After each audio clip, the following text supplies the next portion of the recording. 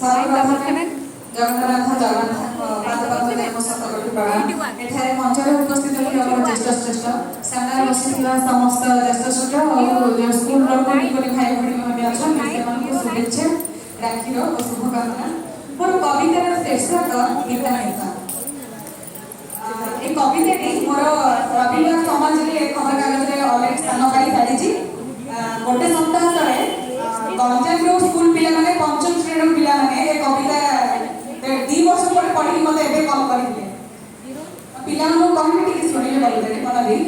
ପିତାମାତା ଆମ ଚଳନ୍ତି ପ୍ରତିମା, ପିତାମାତା ଆମ ଚଳନ୍ତି ପ୍ରତିମା, ସରଗ ଠାରୁ ସେ ବଡ଼, ତାଙ୍କ ପାଦ ଦୟ ସେବା କରି ମୋହିଅର ଯିବି କୋଟି ପୁଣ୍ୟ, ତାଙ୍କ ପାଦ ଦୟ ସେବା କରି ମୋହିଅର ଯିବି କୋଟି ପୁଣ୍ୟ, ତାଙ୍କ ଅବଦାନେ ମୋ ହୃଦୟ ସ୍ପନ୍ଦନ, ତାଙ୍କ ଅବଦାନେ ମୋ ହୃଦୟ ସ୍ପନ୍ଦନ, ନିର୍ଦ୍ଦନ୍ଦରେ ଚାଲୁଅଛି ମୋ ସୃଷ୍ଟି କଳ୍ପନା ଜୀବନ ରଚନା, ତୁମ୍ଭ ବିନା ହେବ ନାହିଁ, ମୋ ସୃଷ୍ଟି କଳ୍ପନା ଜୀବନ ରଚନା ତୁମ୍ଭ ବିନା ହେବ ନାହିଁ।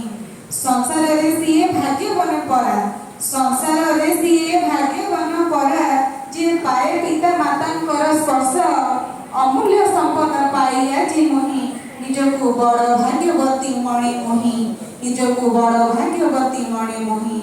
ମମତା ଉପରେ ହସ୍ତଦୟ ତୁମ ସର୍ବଦା ଏପରି ରହୁ, ମମତା ଉପରେ ହସ୍ତଦୟ ତୁମ ସର୍ବଦା ଏପରି ରହୁ, ତୁମ ଆଶୀର୍ବାଦୀ ମୋ ବାକି ଜୀବନ ସୁଖମୟ